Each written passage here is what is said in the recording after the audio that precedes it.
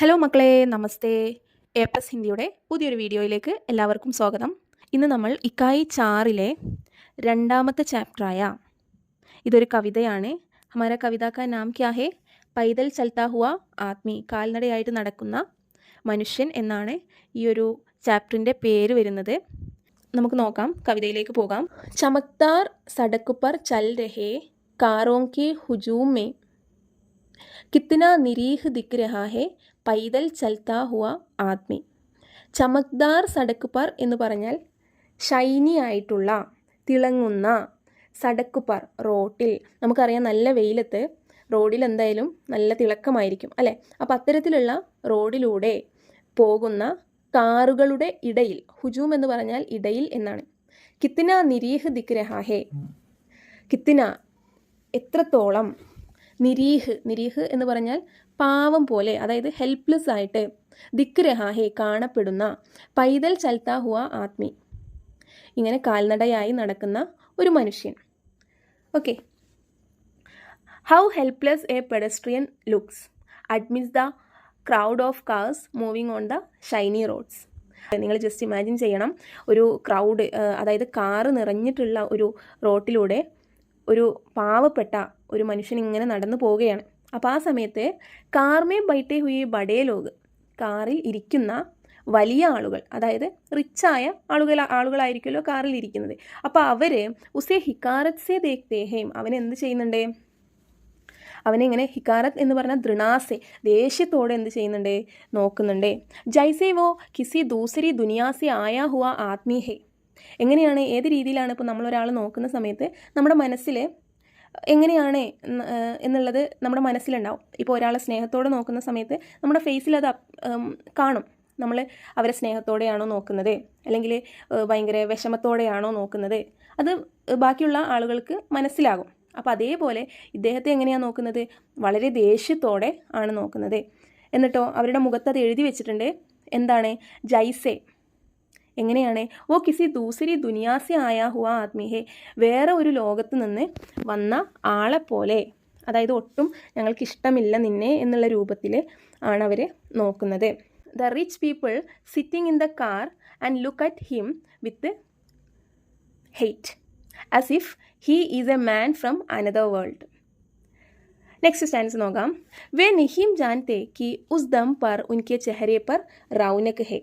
അപ്പോൾ വേ നഹീം ജാൻതേ, അവർക്കറിയില്ല എന്ത്?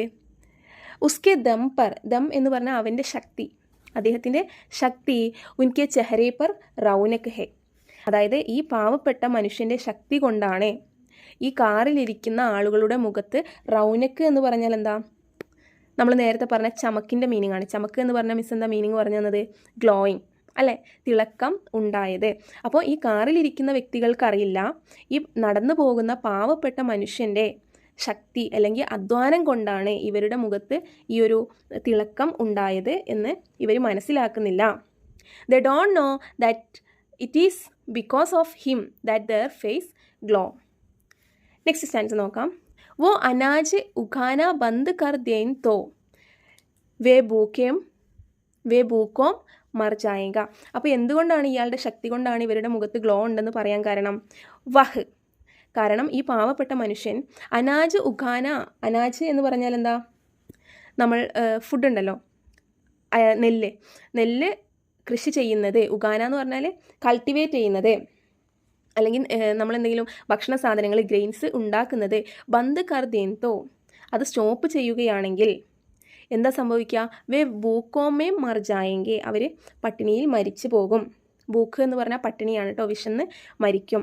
ഉൻകെ മക്കാൻ ന ബനായേത്തോ, അവരുടെ വീട്, മക്കാൻ എന്ന് പറഞ്ഞ സ്ഥലം എന്ന് മീനിങ് ഉണ്ട്, വീടെന്ന് മീനിങ് ഉണ്ട്. ഓക്കെ, ഇവിടെ വീടെന്നാണ് മീനിങ്. ഉൻകെ മക്കാൻ ന ബനായേത്തോ, ഇവരുടെ വീട് ഉണ്ടാക്കിയിട്ടില്ല എങ്കിൽ. അപ്പോൾ ഇത്തരത്തിൽ ഇങ്ങനെ കാൽനടയായിട്ട് നടക്കുന്ന പാവപ്പെട്ട മനുഷ്യരാണ് ആരൊക്കെ? കൃഷിക്കാർ, അതേപോലെ വീട് പണിയെടുക്കുന്ന ആളുകൾ, അതേപോലെ ചുമട് തൊഴിലാളികൾ. അപ്പോൾ അത്തരത്തിലുള്ള ആളുകൾക്ക് ഇങ്ങനെ കാറോ അല്ലെങ്കിൽ വെഹിക്കിൾസോ ഒന്നും ഉണ്ടാവില്ല. അവർ അവരുടെ ഓൺ ഫൂട്ടിലായിരിക്കും നടന്നു പോകുന്നത്. അപ്പോൾ ഇത്തരത്തിലുള്ള മനുഷ്യർ ഇവിടെ ഇല്ലെങ്കിൽ നമുക്ക് എന്ത് കിട്ടില്ല? കൃഷിക്കാരില്ലെങ്കിൽ ഫുഡ് കിട്ടില്ല. അതേപോലെ ഈ കെട്ടിടം ഇങ്ങനെ പണിയെടുക്കുന്ന ആളുകൾ, വീട് പണി എടുക്കുന്ന ആളുകളില്ലെങ്കിൽ ഒരിക്കലും എന്ത് ചെയ്യാൻ പറ്റില്ല, സിർ ചിപ്പാനേക്ക് ജഗഹ് നഹി മിലേഗ. സിർ ചിപ്പാന എന്ന് പറഞ്ഞാൽ നമുക്ക് തല ചായ്ക്കാൻ ഒരിടം കിട്ടില്ല എന്നാണ് meaning. Okay, if they stop growing crops वो अनाज उगाना बंद कर दें तो എന്ന് പറഞ്ഞാൽ എന്താ, if they stop growing crops വേ ഭൂക്കോ മർ ജായെങ്കെ, അവർ പട്ടിണിയിൽ മരിക്കും. They will die of hunger. ഉൻകെ മക്കാൻ ന ബനായേ തോ if their houses are not build ഉനേം സിർ ചിപ്പാനെ की जगह नहीं मिलेगा. They will not find a place to hide their head. അതായത് തല ചായ്ക്കാൻ കിടന്നുറങ്ങാൻ ഒരു സ്ഥലം കിട്ടില്ല എന്നാണ് അതിൻ്റെ മീനിങ്. ഉനേ പത്താ നഹീം കി, നെക്സ്റ്റ് സ്റ്റാൻസ് നോക്കാം. ഉനേ പത്താ നഹീം കി, അവർക്കറിയില്ല. പൈതൽ ചൽത്താ ഹുവാ ആദ്മി കിത്തനാ താക്കത്വർ ഹേ, ഈ കാൽനടയായി നടക്കുന്ന ആളുകൾ എത്ര ശക്തിയുള്ളവരാണെന്ന്. അപ്പോൾ they don't know how powerful a walking man is. വഹ് ജിസ് ദിൻ ഹോഷ് മേം ആ ജായേഗ ഉൻകെ സാമ്രാജ്യ ടഹ് ജായേഗ. അപ്പോൾ വഹ് ഉസ് ദിൻ, അവരൊരു ദിവസം എന്ത് ചെയ്യും, ഹോഷ്മേം ആ ജായേഗ, അവർക്ക് ബോധം വരും.